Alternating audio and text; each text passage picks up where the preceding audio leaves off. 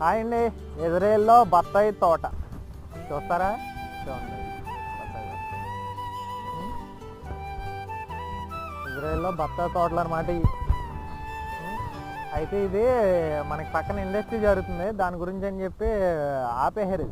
అదే ఏంటంటారు, ఇంక పండించట్లేదు. పాపం చెట్లు ఉన్నాయి కదా, వర్షానికి అలాగా కాయలు కాసేసినాయి. కాయలు అయితే పెద్దగా ఏమి ఎదగలేదు, అన్నీ చిన్నగానే ఉన్నాయి కాయలు.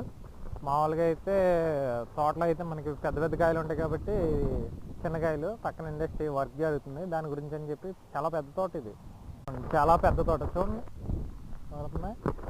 పాపం పెద్ద తోట.